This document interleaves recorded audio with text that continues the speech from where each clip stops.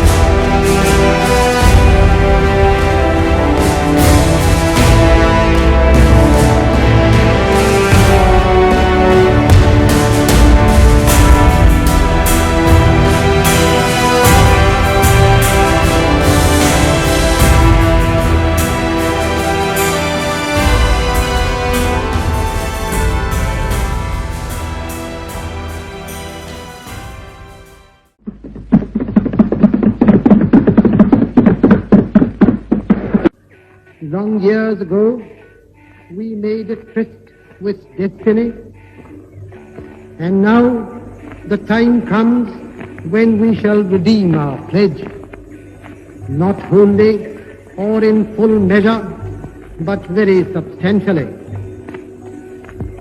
At the stroke of the midnight hour, when the world sleeps, India will awake to life and freedom.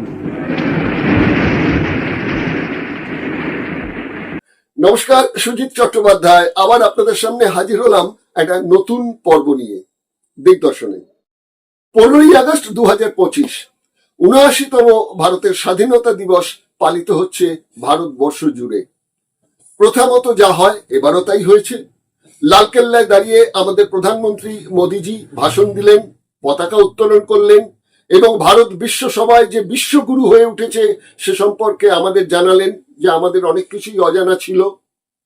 দিকে দিকে পতাকা উত্তোলন হয়েছে, রাজনৈতিকভাবে অরাজনৈতিকভাবে সাধারণ মানুষ এই দিনটিকে স্মরণ করলেন।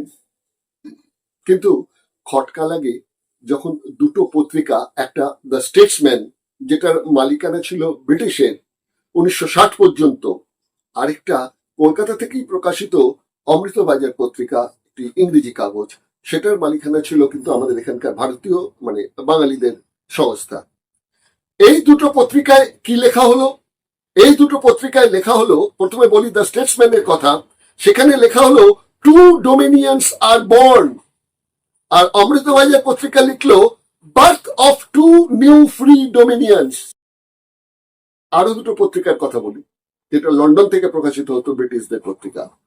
তারা দুজনেই লিখলো India is now two dominions. এখানেই খটকা। ডোমিনিয়ন্স মানে উপনিবেশ, মানে ব্রিটিশ সাম্রাজ্যবাদ তার যে ডোমিনিয়ন ইন্ডিয়া, এই ডোমিনিয়নকে দুটো টুকরো করে দিল, একটা ভারত এবং একটা পাকিস্তান। এই ছিল কাগজের হেডিং। প্রথমে চলুন আমাদের যে এবারকার বিষয়বস্তু সেটা হচ্ছে 15ই আগস্ট ভারতের স্বাধীনতা না ক্ষমতা হস্তান্তর, এই বিষয়টা একটু বুঝে দেখি। প্রথমে একটা ছোট্ট প্রতিবেদন।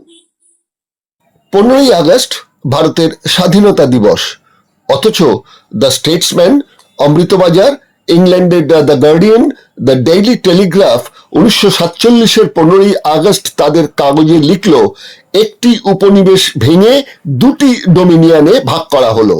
ডোমিনিয়নের অভিধানগত বাংলা অর্থ উপনিবেশ। উপনিবেশের অর্থ কি? উপনিবেশের কতগুলো বৈশিষ্ট্য আছে। এক, উপনিবেশের অর্থ বিদেশি শাসকের একটি দেশের ওপর রাজনৈতিক সিদ্ধান্ত প্রতিষ্ঠা করা, যেখানে সে দেশের জনগণের মতামতের গুরুত্ব নেই বললেই চলে। দুই, অধিকৃত দেশের সম্পদ শোষণ করার অধিকার থাকে। তিন, শাসক অধিকৃত দেশের ওপর ভাষা, সংস্কৃতি ও মূল্যবোধ প্রতিষ্ঠা করা যায়, ফলে অধিকৃত দেশের সংস্কৃতির ওপর নেতিবাচক প্রভাব পড়ে। ব্রিটিশ সাম্রাজ্যবাদ ব্রিটিশ উপনিবেশ তৈরি করেছিল। সাম্রাজ্যবাদের অর্থ রাজকীয়ভাবে একটি শক্তিশালী দেশ দুর্বল দেশকে যখন গ্রাস করে শাসন ও শোষণ চালায়। উপনিবেশ হলো সাম্রাজ্যবাদের একটি পর্যায়। সাম্রাজ্যবাদ আর উপনিবেশবাদের মধ্যে মূল যে পার্থক্য তা হলো সাম্রাজ্যবাদে শক্তিশালী দেশ অধিকৃত দেশের ওপর সরাসরি শাসন ও শোষণ চালায়, উপনিবেশে পরোক্ষ নিয়ন্ত্রণও থাকে। ভারতের ক্ষেত্রে কি হয়েছিল? 1757 সালে বাংলার পলাশির যুদ্ধে সিরাজদৌল্লাকে এদেশীয় কিছু বণিক মুৎসুদ্দিদের সহযোগিতায় পরাজিত করার পর ব্রিটিশ বাংলা, বিহার ও ওড়িশায় প্রভাব বিস্তার করে। 100 বছরের মধ্যে সরাসরি ভারতের শাসনভার দখলে নেয়।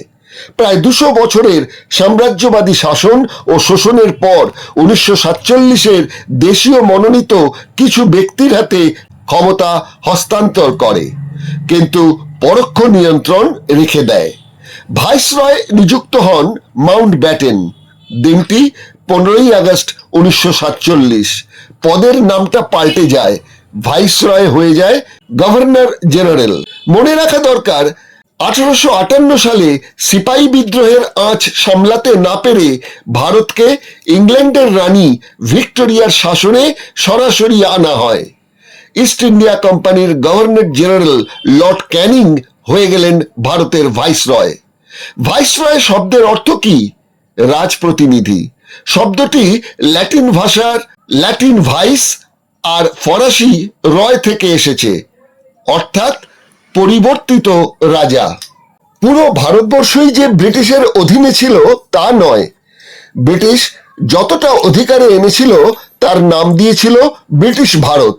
এর বাইরে ছিল বেশ কিছু দেশীয় রাজ্য ও অন্য দেশের উপনিবেশ, যেমন গোয়া। গোয়া ছিল পর্তুগিজদের উপনিবেশ। 1947-এও গোয়া ছিল পর্তুগিজের অধীনে। পর্তুগিজরা ভারত ছাড়ে 1961 সালে। ব্রিটিশ এদেশে বৃহৎ অংশ 200 বছর রাজত্ব করলেও পর্তুগিজ গোয়া দখল করে রেখেছিল 400 বছর। চন্দননগর ছিল ফ্রান্সের অধীনে 1673 থেকে। এরপর 1952-তে ফ্রান্স তাদের দখল ছেড়ে দেয়। ফলে আজও চন্দননগরে 1947-এর 15ই আগস্ট নয়, স্বাধীনতা দিবস পালিত হয় 2রা অক্টোবর গান্ধীজির জন্মদিনে। স্থানীয় রাজার অধীনে ছিল বেশ কয়েকটি রাজ্য, যেমন হায়দ্রাবাদ, কাশ্মীর, জুনাগড়, ত্রিবাঙ্কর এবং ভোপাল। ভারতের বিস্তীর্ণ অঞ্চল দখলে এনেও ব্রিটিশের পক্ষে ভারতে সাম্রাজ্যবাদ প্রতিষ্ঠা খুব একটা সুখের হয়নি। ইস্ট ইন্ডিয়া কোম্পানির মানদণ্ড রাজদণ্ড হলো, কিন্তু 1763 থেকে 1800 খ্রিস্টাব্দ পর্যন্ত ফকির সন্ন্যাসীর বিদ্রোহ। উচ্চবর্ণের হিন্দু ঐতিহাসিকরা সন্ন্যাসী বিদ্রোহ নাম দেন বটে, আসলে যা ছিল মুসলমান ফকির ও হিন্দু সন্ন্যাসীদের যৌথ বিদ্রোহ, যারা প্রধানত ছিল মোগল সেনাদের একাংশ এবং ভূমিহীন কৃষক। এই আন্দোলন ছিল ব্রিটিশ শোষণের বিরুদ্ধে, যা ছড়িয়ে পড়ে ঢাকা, রংপুর, রাজশাহী, দিনাজপুর, ময়মনসিংহ, মুর্শিদাবাদ, বীরভূম, মালদহ ও বিহারের পূর্ণিয়া জেলায়। ঘেরাও, সম্মুখ লড়াই, রক্তাক্ত সংগ্রাম, কি না ছিল এই ফকির ও সন্ন্যাসী বিদ্রোহে। এই ফকির ও সন্ন্যাসী বিদ্রোহের ঘটনা নিয়ে হিন্দু ব্রাহ্মণ সন্তান বঙ্কিমচন্দ্র লিখলেন আনন্দমঠ, যেখানে ফকির ও সন্ন্যাস বিদ্রোহ তিনি বলেননি, বলেছেন শুধু সন্ন্যাসী বিদ্রোহ। প্রচারে আনা হয় আনন্দমঠ দেশাত্মবোধক উপন্যাস। উপন্যাসটি নিজের বঙ্গদর্শন পত্রিকায় প্রথম বঙ্কিমচন্দ্র ছাপেন ধারাবাহিক হিসেবে 1287 সালের চৈত্র মাস থেকে 1289-এর জ্যৈষ্ঠ মাস পর্যন্ত। মার্ক্সবাদী গবেষক সুপ্রকাশ রায় তার ভারতের সশস্ত্র কৃষক বিদ্রোহ ও গণতান্ত্রিক সংগ্রাম তৃতীয় সংকলন 1980-তে লিখেছেন, যে সময় মুসলমানরা ইংরেজ বিরোধী সংগ্রামে ব্যস্ত, সেই সময় বঙ্কিম মুসলমান বিদ্বেষের ইন্ধন যোগাইয়া ভারতে সাম্প্রদায়িকতার বীজ বপন করিয়াছেন। রবীন্দ্রনাথও বিষয়টিতে বঙ্কিমের পক্ষ নিয়েই বলেছিলেন, মুসলমান বিদ্বেষ বলিয়া আমরা আমাদের জাতীয় সাহিত্য বিসর্জন দিতে পারি না। মুসলমানদের উচিত নিজেদের জাতীয় সাহিত্য নিজেরাই সৃষ্টি করা। বঙ্কিম তার লেখনীতে বৌদ্ধদের উদ্দেশ্যে দেওয়া গালি, নেড়ে, ম্লেচ্ছ, জবন আখ্যা দেন মুসলমানদের। আরো আছে পাপিষ্ঠ, পাপাত্মা, দুরাত্মা, নরাধম, নরপিশাচ, পাতকি, বানর, এড়ে, দেড়ে, ধেড়ে, অকৃতজ্ঞ, ইতর সহ বহু বহু গালি। এই আনন্দমঠেই সন্ন্যাস বিদ্রোহের নায়ক সত্যানন্দ সন্ন্যাসীকে বলছেন, সত্যানন্দ, কাতর হইও না, ইংরেজের নিকট আমাদের বহু বছর দাসত্ব করিতে হইবে। 1853 সালে জুনিয়র স্কলারশিপ থেকে তিনি প্রথম স্থানে প্রথম হয়ে 8 টাকা স্কলারশিপ নিয়ে সিনিয়র স্কলারশিপ তিনি পান। আর সেই স্কলারশিপের টাকাটা কিন্তু তিনি পেতেন আরেক মুসলমান দানবীর হাজি মোহাম্মদ মহসিনের কাছ থেকে।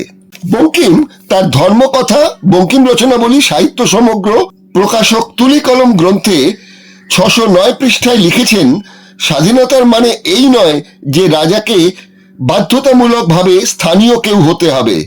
অনেক সময় স্থানীয় রাজাও স্বাধীনতার শত্রু হতে পারে, আবার কোনো বিদেশি রাজাও হতে পারে স্বাধীনতার বন্ধু। এই লেখার মধ্যে দিয়ে বঙ্কিমচন্দ্র কি ইঙ্গিত করতে চেয়েছিলেন? ইংরেজ আমাদের পরম মিত্র? মনে রাখা দরকার, ব্রিটিশের ভারত ত্যাগের কারণ একমাত্র ওই শহুরে বিপ্লবী বা কংগ্রেসের গান্ধীবাদী বা সুভাষবাদীদের ব্রিটিশ বিরোধী আন্দোলনের নয়। বহু আগে থেকেই দেশের আদিবাসী সম্প্রদায়ের ব্রিটিশ বিরোধী আন্দোলনও ব্রিটিশ সিংহকে ভয় ধরিয়ে দিয়েছিল। বলা হয় সিপাহী বিদ্রোহের নায়ক মঙ্গল পাণ্ডে, এবং তিনিই নাকি প্রথম শহীদ। সত্যি কি তাই? মঙ্গল পাণ্ডের ফাঁসি হয় 1857 সালের 4 এপ্রিল। অথচ যে তথ্যটা অনুচ্চারিত থেকে গেল যে ভাগলপুরে ইস্ট ইন্ডিয়া কোম্পানির বিরুদ্ধে খেরওয়ার বিদ্রোহের নায়ক তিলকা মাঝি 1778 সালে মাত্র 1300 সাঁওতাল বিদ্রোহীকে নিয়ে কোম্পানির রায়গড় ব্যাটালিয়ন কবজা করে নেন, ট্রেজারি লুট করে সেই টাকা জনগণের মধ্যে বিলিয়ে দেন। ইংরেজ কালেক্টর আগস্ট ক্লিভল্যান্ডকে হত্যা করেন এই তিলকা মাঝি। তিলকপুরের জঙ্গলে ইংরেজ সেনার সঙ্গে সম্মুখ সমরে গুরুতর আহত হন তিলকা। তিলকাকে ব্রিটিশ সেনারা ছুটন্ত ঘোড়ায় বেঁধে টেনে নিয়ে আসে ভাগলপুর শহরে। তখনও মৃত্যু না হওয়ায় গাছের ডালে লটকে দেওয়া হয় তিলকা মাঝিকে। ব্রিটিশের বিরুদ্ধে ভারতের প্রথম যদি শহীদ কাউকে বলতে হয় তাহলে বলতে হয় তিলকা মাঝিকেই। অথচ ভারতের ইতিহাসে তিনি আজও ব্রাত্য। আপনারা আগের প্রতিবেদনের মধ্যে থেকে জানতে পারলেন যে ভারতের প্রথম স্বাধীনতা শহীদ তিলকা মাঝি, তাকে গলায় ফাঁস দিয়ে ডালে ঝুলিয়ে তাকে হত্যা করা হয়েছিল। তারপর বলবো আরো 4 ভাইয়ের কথা, সিধু, কানু, চাঁদ এবং ভৈরব। এই 4 জন সাঁওতাল মানুষ, তারা কিন্তু ব্রিটিশের বিরুদ্ধে লড়াই করেছিলেন, শোষণের বিরুদ্ধে লড়াই করেছিলেন, এবং ব্রিটিশের একটি অফিস দখল করে নিয়ে সেখান থেকে টাকা পয়সা লুট করে সেই পয়সা ভাগ করে দেন সাধারণ মানুষের মধ্যে।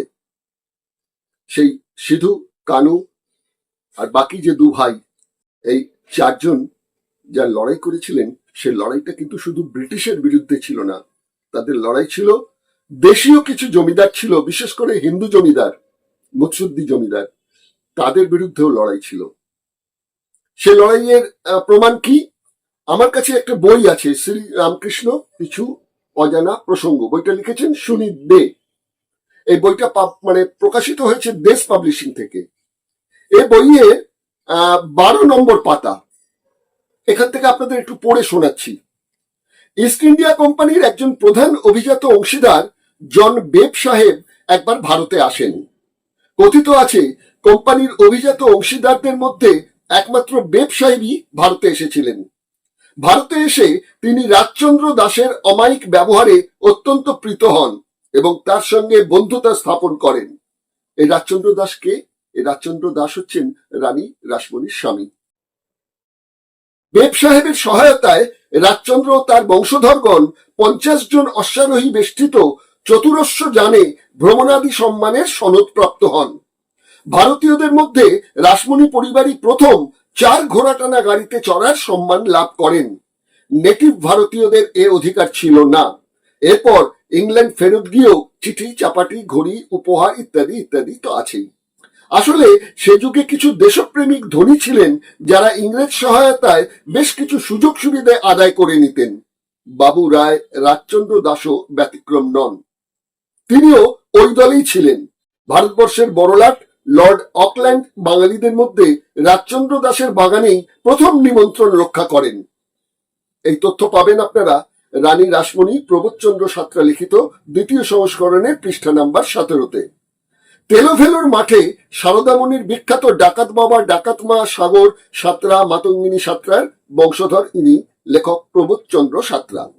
এবার আমি চলে যাচ্ছি 13 নম্বর পৃষ্ঠায়। এখানে কি লিখছেন সুনীত দে? এখানে লিখছেন, রাসমণির পরিবার তখন বাংলার সবচেয়ে নামী পরিবারগুলির একটি। এত বড় বিদ্রোহ চলছে আর তাতে রানীর কোনো অবদান থাকবে না, তা হয় না। এই পরবর্তী অংশ প্রবোধচন্দ্র সাঁতরা 65-66 পাতা যা লিখেছেন সেটা হুবহু তুলে দিলাম। রানী রাসমণির নিকট সংবাদ পৌঁছিলে তিনি কি করা কর্তব্য স্থির করিতে লাগলেন। যারা হিতৈষী তাহারা বলিলেন, কোম্পানির কাগজপত্র বেচিয়া ফেলা হোক, কোম্পানির রাজ্য তো যায় যায়। রানী অনেক গবেষণার পর বলিলেন, কিছুই হইবে না, মাত্র লোকক্ষয় হইবে, কোম্পানির রাজত্বই থাকিবে। আমার ইচ্ছা আমরা যখন ইংরেজের প্রজা তখন কিছু উপঢৌকন দেওয়া যাও। তাহাই হইল। নিম্নলিখিত দ্রব্য সম্ভার ইংরেজগণের সাহায্যের নিমিত্ত প্রেরণ করা হলো। কোন কারণে সাহায্য?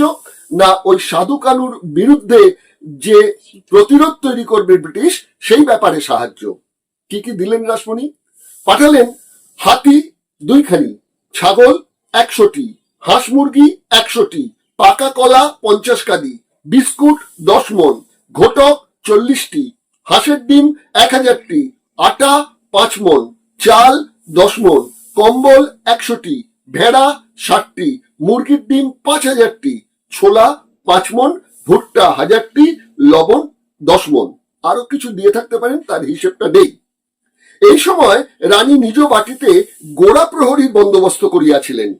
কানপুর বিজয়ের পর অর্থাৎ সিপাহী বিদ্রোহের জয়লাভের পর রানীর ওপর ইংরেজরা বিশেষ সন্তুষ্ট হন। রানী রাসমণির ওই প্রবোধচন্দ্র সাঁতরা বইতে উল্লেখ আছে। আবার একই ঘটনার উল্লেখ আছে ভক্ত মালিকা স্বামী গম্ভীরানন্দ 2য় ভাগ পৃষ্ঠা 418 নম্বরে। আর আছে দক্ষিণেশ্বরে শ্রীরামকৃষ্ণ স্বামী জগদীশ্বরানন্দ 2য় সংস্করণ পৃষ্ঠা 18-তে। এখন প্রশ্ন হচ্ছে যে ইংরেজ যে ভারত ছেড়ে চলে যাবে সেই ডিসিশন কিন্তু বেশ কয়েক বছর আগে থেকেই তারা নীতি শুরু করেছিলেন এবং সেটা 46 সালে গিয়ে একটা পরিণত রূপ পায়। সেই সময় স্থির হলো যে একদম দ্রুত অর্থাৎ 1946 সালের 30 জুনের মধ্যেই এই বিষয়টাকে পাকাপোক্তভাবে বিষয়টা ছেড়ে দিতে হবে। কেন না, চাপ ছিল অনেকগুলো। একদিকে চাপ ছিল এই যাদের আদিবাসীদের কথা বললাম এদের বিদ্রোহ, আরেকদিকে কি না কংগ্রেসি রাজনীতির অসহযোগ আন্দোলন, আরেকদিকে ভারতের সশস্ত্র যে বিপ্লব করছিলেন বিশেষ করে বাংলা পাঞ্জাবের কিছু ইয়ং ছেলেরা, আর তার সঙ্গে সঙ্গে যেটা ছিল সেটা হচ্ছে যে আমেরিকার কাছে দ্বিতীয় বিশ্বযুদ্ধের পর যে আর্থিক অবনতি ব্রিটেনের দাঁড়ায় তখন মানে সাহায্য দরকার হয়েছিল। আমেরিকা শর্ত দিয়েছিল যে তোমার ওই উপনিবেশ তৈরি করার যে সদিচ্ছা, এই ইচ্ছাটাকে তোমাদের ত্যাগ করতে হবে, তবেই আমরা কিন্তু সাহায্য দেবো। সুতরাং এতগুলো সাঁড়াশি চাপে ওই মানে কেটে পড়াটাই ব্রিটিশ কিন্তু ঠিক করে নিয়েছিল। সেই হচ্ছে আসলে ভারত থেকে ব্রিটেনের চলে যাওয়ার ইচ্ছে। যারা খুব বেশি ইতিহাস সম্পর্কে আগ্রহী নন তাদের তো সময় নেই। তাদের বলবো গোকুল ইউনিভার্সিটিতে স্বাধীনতা নয় ব্রিটিশ ক্ষমতা হস্তান্তর করেছে লিখুন, হাতে গরমে প্রমাণ পেয়ে যাবেন। আর যারা ভারতের স্বাধীনতা সংগ্রাম নিয়ে ভাবেন বা ভাবা প্র্যাকটিস করেন তাদের জানাই 1943 থেকে 1947 পর্যন্ত ভারতের ভাইসরয় অর্থাৎ রাজ প্রতিনিধি ছিলেন লর্ড ওয়েভেল। পুরো নাম আর্চিবল্ড পার্সিভাল ওয়েভেল। এর আমলেই বাংলায় দুর্ভিক্ষ, ভারত ছাড়ো আন্দোলন, সমঝোতা সূত্র খুঁজতে সিমলা সম্মেলন হয়। ক্ষমতা হস্তান্তরের পরিকল্পনা ছিল এই ওয়েভেল সাহেবের। 1946 সালের 2রা সেপ্টেম্বর জওহরলাল নেহেরুর নেতৃত্বে অন্তর্বর্তীকালীন সরকার গঠিত হয়। ইংল্যান্ডের রাজা ষষ্ঠ জর্জকে রাজি করিয়ে ভারতে মাউন্ট ব্যাটেনকে রাজপ্রতিনিধি হিসেবে পাল্টান প্রধানমন্ত্রী ক্লেমেন্ট অ্যাটর্লি। নির্দেশ ছিল 1948 সালের 30 জুনের মধ্যে ক্ষমতা হস্তান্তরের পুরো প্রক্রিয়া শেষ করে ফেলতে হবে। আগেই বলেছি যে ব্রিটিশ ভারত থেকে চলে যাওয়ার যে পরিকল্পনা নিয়েছিল তার কি কি কারণ রয়েছে। তার সঙ্গে সঙ্গে আরেকটা কথা বলতে চাই, শুধু চলে গেলে তো হবে না, দাঁত বসিয়ে যেতে হবে, যার জন্য ডিভাইড অ্যান্ড রুল পলিসি তৈরি করলো। ঐতিহাসিকরা বলছেন যে এই হিন্দু মুসলিমের মধ্যে যে বিভেদ তৈরি করা, এটা কিন্তু ওই 1757 সাল থেকে শুরু হয়েছিল। পরবর্তীকালে হিন্দু ইন্টেলেকচুয়ালদের সাহায্য নিয়ে এবং হিন্দু জমিদার যারা রয়েছেন তাদের সাহায্য নিয়ে এবং কংগ্রেসের রাজনৈতিক যে নেতারা ছিলেন তাদের একাংশের সাহায্য নিয়ে কিন্তু এই ডিভাইড অ্যান্ড রুল পলিসিটা শুরু করে দেয় ব্রিটিশ গভর্নমেন্ট। আমার হাতে একটি বই আছে, বইটার নাম হচ্ছে বজ্র কলম।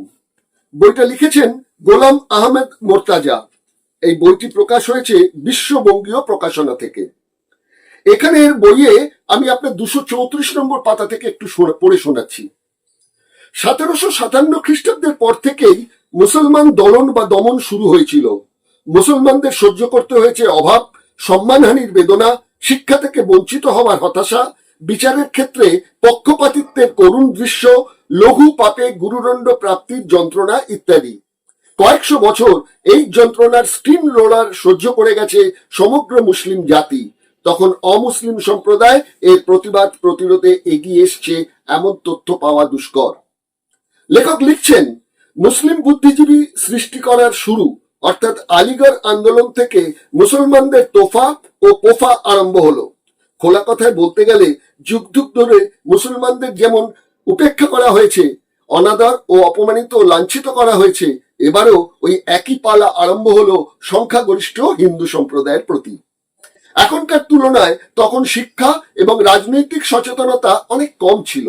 ওই হিন্দু সম্প্রদায় এই পরিস্থিতিতে ভাবতে শুরু করলো যে মুসলমান জাতি শত শত বছর ধরেই বুঝি ব্রিটিশের অনুগত, স্বাধীনতা বিরোধী, সুযোগ সুবিধে শিক্ষা চাকরি বোধহয় তাই তারা একতরফা পেয়ে এসেছে। তারাই আমাদের শত্রু, আমাদের বিরোধী, আমাদের উন্নতির পথের কাঁটা। আর এই ধারণা খুব প্রাচীন নয়, এর বয়স 100 বছর। মাত্র এক পুরুষ আগের এই অবস্থার বর্ণনা দিয়েছেন প্রত্যক্ষদর্শীরা বর্তমান প্রজন্মকে। সেই সঙ্গে মাত্রা যোগ করেছে মিথ্যা ইতিহাস। ব্রিটিশের বিভাজন নীতির এই চক্রান্ত তাই আর চরম আকার ধারণ করেছে।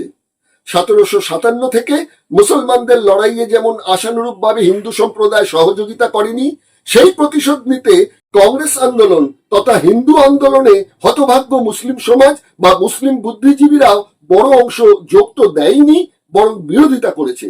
এরই ফলস্বরূপ সৃষ্টি হয়েছে মুসলিম লীগ। তারপরেই ব্রিটিশদের ইচ্ছাকৃতভাবে চলে যাওয়ার সময় হয়, শক্তির হস্তান্তর ঘটিয়ে তাদের প্রত্যাগমনের নামই আজকের স্বাধীনতা। অত্যন্ত গুরুত্বপূর্ণ কথা হলো যে কয়েকশো বছরের ইতিহাস মানুষের সামনে তুলে ধরা হলো না, অথচ কয়েক বছরের ইতিহাসকে চর্বিত চর্বণ করে প্রচার করা হচ্ছে যে মুসলমানেরাই সৃষ্টি করেছে পাকিস্তান, তারাই করেছে ভারত বিভাগ। হিন্দু নেতাদের মুসলমানদের প্রতি আহ্বান ব্রিটিশের বিরুদ্ধে হলেও মুসলিমরা সেই ডাকে কেন সাড়া দেয়নি তার দুটি কারণ উল্লেখযোগ্য। একটি হচ্ছে ব্রিটিশকে অসন্তুষ্ট করার অনিচ্ছা, সেটা ছিল প্রতিশোধমূলক। আর দ্বিতীয় কারণটি হলো তাদের ধারণা ছিল যে হিন্দুদের এই আহ্বান আন্তরিকতা শূন্য। এই সম্পর্কে রবীন্দ্রনাথ ঠাকুরের একটি উক্তি পরিধানযোগ্য। তিনি বলেছেন, আমরা যে মুসলমানদের অথবা আমাদের দেশের জনসাধারণের যথার্থ হিতৈষী তাহার কোনো প্রমাণ দিই নাই, অতএব তাহারা আমাদের হিতৈষিতায় সন্দেহবোধ করিলে তাহাদিওকে দোষী করা যায় না। কবিগুরু আরো বলেছেন, স্বদেশী যুগে আমরা দেশের মুসলমানদের কিছু অস্বাভাবিক উচ্চস্বরেই আত্মীয় বলিয়া ভাই বলিয়া ডাকাডাকি শুরু করিয়াছিলাম। সেই স্নেহের ডাকে যখন তাহারা অশ্রুগতগত কণ্ঠে সাড়া দিল না, তখন আমরা তাহাদের ওপর ভারী রাগ করিয়াছিলাম। ভাবিয়াছিলাম এটা নিতান্তই ওদের শয়তানি। একদিনের জন্য ভাবি নাই আমাদের ডাকের মধ্যে গরজ ছিল, কিন্তু সত্য ছিল না। বাংলার মুসলমান যে এই বেদনায় আমাদের সঙ্গে এক হয় নাই, তাহার কারণ তাহাদের সঙ্গে আমরা কোনোদিনই হৃদয়কে এক হইতে দিই নাই। তিনি অন্যত্র এও বলেছেন, খিলাফত উপলক্ষে মুসলমান নিজের মসজিদে এবং অন্যত্র হিন্দুকে যত কাছে টেনেছে, হিন্দু মুসলমানকে তত কাছে টানতে পারেনি। আচার হচ্ছে মানুষের সঙ্গে মানুষের সম্বন্ধের সেতু, সেইখানেই পদে পদে হিন্দু নিজেদের বেড়া তুলে রেখেছে। এই প্রসঙ্গে লেখক গোলাম আহমেদ মোর্তাজার আরেকটি চটি বইটার নাম হচ্ছে এ সত্য গোপন কেন। এই সত্য গোপন কেন বইয়ে তিনি 8 নম্বর পৃষ্ঠায় যেটা লিখেছেন সেই সম্বন্ধে আপনাদের একটুখানি আমি পড়ে শোনাচ্ছি। 1857 বিপ্লব দমন করার পর পাইকারিভাবে মুসলমানদের ওপর অত্যাচার চলতে থাকে। অবশ্য বিংশ শতাব্দীতে পুরোপুরিভাবে হিন্দু জাতীয় যখন ব্রিটিশ বিরোধী হয়ে উঠল, তখন হিন্দু নেতা নেতৃত্বের ভাগ্যেও জেল, দ্বীপান্তর ও ফাঁসির শাস্তি নেমে এসেছিল। জেল খাটা নেতাদের মধ্যে আছেন গান্ধীজি, জওহরলাল, মতিলাল, সুভাষ বোস, কৃষ্ণ মেনন, আচার্য কৃপালিনী, সরোজিনী নাইডু, অরবিন্দ, চিত্তরঞ্জন প্রমুখ। আর ফাঁসিতে যারা প্রাণ দিয়েছেন বা আত্মহত্যা করেছেন তাদের মধ্যে ক্ষুদিরাম, বাঘাযতীন, প্রফুল্ল চাকি, বাদল, বিনয়, দীনেশ, মদনলাল, ভগৎ সিং, প্রীতিলতা, মাতঙ্গিনী হাজরা প্রমুখ। অত্যন্ত পরিতাপের বিষয়, 1757 থেকে 1857 এবং 1857 থেকে 1947 স্বাধীনতা পর্যন্ত যেসব মুসলিম বিপ্লবী নেতা নেত্রীদের জেল, দ্বীপান্তর ও ফাঁসি হয়েছে তাদের নাম স্কুলের ইতিহাসে প্রায় পুরোপুরি গোপন রাখা হয়েছে। যদি এই গোপন অপকর্মটি না করা হতো তাহলে হিন্দু মুসলমানের ভুল বোঝাবুঝি এবং তাদের মধ্যেকার ব্যবধানটা থাকতো না। একটা কথা যদিও নির্ঘাত সত্য, তবুও অনেক নামকরা ঐতিহাসিকদেরও হাত এড়িয়ে গেছে যে মুসলিম বিপ্লবীদের শুধু জেল ফাঁসি হয়নি, কোটি কোটি ক্ষেত্রে তাদের জরিমানা হয়েছে এবং স্থাবর অস্থাবর সম্পত্তি কেড়ে নিয়ে নিলাম করে ইংরেজরা অর্থ জোগাড় করেছে।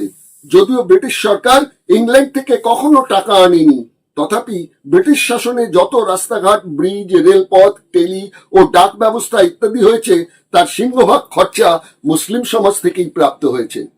200 বছর রাজত্ব করে ভাগ্যান্বেষণে অগত্যা ব্রিটিশরা যদি দরিদ্র থেকে ধনী হতে পারে, তাহলে 1000 বছর রাজত্ব করার পর মুসলমান জাতি যে সকল সম্প্রদায়ের চেয়ে ধনী ছিল তা ঐতিহাসিক সত্য। জমি কেমন করে কেড়ে নেওয়া হয়েছে এবং সরকারি বেসরকারি চাকরি থেকে তাদেরকে কেমন করে বঞ্চিত করা হয়েছে সে তথ্য মিস্টার উইলিয়াম হান্টারের লেখা ইন্ডিয়ান মুসলমান গ্রন্থে পরিদৃষ্ট হয়। আপনাদের যে দুটো বই থেকে পড়ে শোনালাম সেটির লেখক গোলাম আহমেদ মোর্তাজা। একটু গুগলে সার্চ করে জেনে নেবেন গোলাম আহমেদ মোর্তাজা কে ছিলেন। চলুন এই মুহূর্তে আবার এই ক্ষমতা হস্তান্তর নিয়ে আরেকটা প্রতিবেদনে চলে যাই। ব্রিটিশ 1948 সালের 30 জুন পর্যন্ত প্রথমে অপেক্ষা করতে রাজি হলেও পরবর্তী সময় নানা চাপে তাড়াতাড়ি এই দেশ হস্তান্তরের কাজটা সেরে ফেলতে চাইছিল। ফলে দিনটি ধার্য হলো 1947 সালের 14ই আগস্ট। এই দিনটি ছিল ব্রিটিশের জন্য গর্বের। জাপান মিত্রশক্তির কাছে আত্মসমর্পণ করে দ্বিতীয় বিশ্বযুদ্ধে এই দিনেই। দক্ষিণ পূর্ব এশিয়ার মিত্রশক্তির কমান্ডার ছিলেন এই লর্ড মাউন্টব্যাটেন। স্বাধীনতার নামে প্রথম ক্ষমতা হস্তান্তর হয় পাকিস্তানের। শোনা যায় কলকাতার এক জ্যোতিষী মধবানন্দ মাউন্টব্যাটেনকে চিঠি লিখে জানান, মকর রাশির সঙ্গে রাহু, কেতু এবং শনির যোগ এই ক্ষণে ক্ষমতা নিলে দেশের বন্যা, খরা, দুর্ভিক্ষের জন্য নেতিবাচক হয়ে থাকবে। সম্ভবত দেশের আরো কিছু জ্যোতিষী সায় দিয়েছিলেন। অন্যদিকে মাউন্টব্যাটেনও 15ই আগস্ট দিনটিকে স্মরণীয় করে রাখতে চান। তাই 14ই আগস্ট রাত 12:01 ক্ষমতা হস্তান্তর হলো। প্রথম ভাষণ দিলেন প্রধানমন্ত্রী Jawaharlal.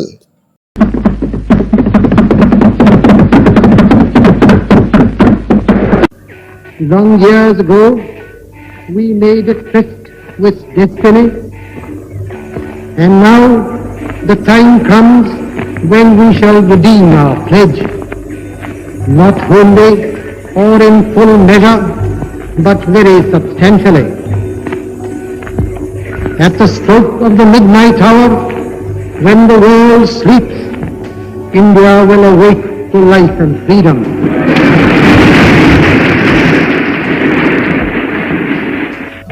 A moment comes, which comes but rarely in history, when we step out from the old to the new, when an age ends, and when the soul of a nation, long suppressed, finds utterance. It is fitting that at this solemn moment we take the pledge of dedication to the service of India and her people and to the still larger cause of humanity. 1947-এর 15ই August স্বাধীনতা না ক্ষমতা হস্তান্তর, এই বিষয়টি আরো পরিষ্কার হয়ে যায় যখন আমরা দেখি যে এখানে ভাইসরয় হিসেবে 47-এর 15ই আগস্টের পর এসে যোগদান করলেন মাউন্ট ব্যাটেন। যদি ভারত স্বাধীনতাই পেয়ে থাকে তাহলে ব্রিটেন থেকে ভাইসরয় নিয়ে আসতে হলো কেন? এবং সেই ভাইসরয় রইলেন 48 সাল পর্যন্ত। তারপর আমাদের এখানে রাজা গোপালাচারীকে, যিনি স্বতন্ত্র দল তৈরি করেছিলেন, তাকে করে দেওয়া হলো ভাইসরয়। তবে ভাইসরয় কথাটা একটু পাল্টে দেওয়া হলো, সেটাকে বলা হলো গভর্নর জেনারেল। তিনি এসে এখানে ওথ নিলেন। কার প্রতি ওথ নিলেন? মাথায় রাখবেন সময়টা কি, 47 সালের পরের কথা বলছি। তখন তিনি যেটা ওথ নিয়েছিলেন রাজা গোপালাচারী, সেটা ছিল যে ষষ্ঠ জর্জ অর্থাৎ ইংল্যান্ডের রাজা, তার পরিবারের প্রতি সম্পূর্ণ অনুগত থেকে আমি আমার দায়িত্বভার বুঝে নিচ্ছি। এরপর 1950 সালের 26শে জানুয়ারি ভারতের সংবিধান রচনা হয়, রাষ্ট্রপতি নির্বাচিত হন রাজেন্দ্র প্রসাদ, এবং তখন থেকেই নাকি স্বাধীনতা পূর্ণ প্রাপ্তি ঘটে। তাহলে 15ই আগস্ট তারিখটা আমরা স্বাধীনতা দিবস বলে যেটা পালন করছি, আসলে কি ছিল সেটা আপনার প্রতিবেদনেও আমি দেখিয়েছি। আরেকবার আপনাদের জানিয়ে রেখে দিই, সেটা ছিল জাপান আত্মসমর্পণ করেছিল এই ব্রিটিশ মিত্র শক্তির কাছে। এই দিনটিকেই মাউন্ট ব্যাটেন কিন্তু ইতিহাসে ধরে রাখতে চেয়েছিলেন। 45 সালের এই 15ই আগস্ট কিন্তু এই জাপান আত্মসমর্পণ করেছিল, আর তার ফলেই কিন্তু পরাজয় স্বীকার করতে হয়েছিল আমাদের নেতাজিকে। অর্থাৎ আমরা 1947-এর 15ই আগস্ট যে স্বাধীনতা দিবস পালন করছি, তার পেছনে কিন্তু আরেকটি বক্তব্য লুকিয়ে থাকছে যে 45 সালের 15ই আগস্ট জাপানের আত্মসমর্পণ, আর জাপান ছিল নেতাজির মিত্র শক্তি। সুতরাং একদিক দিয়ে তো সেটা নেতাজির পরাজয় দিবসও। সুতরাং আমরা যখন স্বাধীনতার পতাকা তুলে নেতাজির ছবি লাগিয়ে তাকে গলায় মালা দিয়ে আমরা স্বাধীনতা সংগ্রামের জন্য তাকে স্যালুট জানাচ্ছি, সেটা আসলে ছিল কিন্তু নেতাজির রাজনৈতিক পরাজয়ের দিনটি। এই দিনটি কিন্তু ব্রিটিশ বুদ্ধি করে এখানে চালু করে যায়, এবং এই চালু করে যাওয়ার পর এখানকার জমিদার, মুৎসদ্দি এবং উচ্চ বর্ণের এবং কংগ্রেসি যারা ছিলেন, তারা এই দিনটিকে মহাসমারোহে পালন করে চলেছেন। যাকে অনেক কথা বলে ফেলেছি, আজকের অনুষ্ঠান এখানেই শেষ করছি। আপনারা একটু চিন্তা করুন, একটু ভাবুন, তারপর নিশ্চয়ই একটু মতামত জানাবেন। আর যদি ভালো লাগে অন্যকে শেয়ার করবেন, লাইক দেবেন, আর অতি অবশ্যই একটু সাবস্ক্রাইব করবেন। তাহলে আমরা কিন্তু এরকম অনুষ্ঠান বানানোর একটা আলাদা উৎসাহ পাবো। শেষ করছি। দিগদর্শন, দশের পাশে, দেশের সাথে। নমস্কার।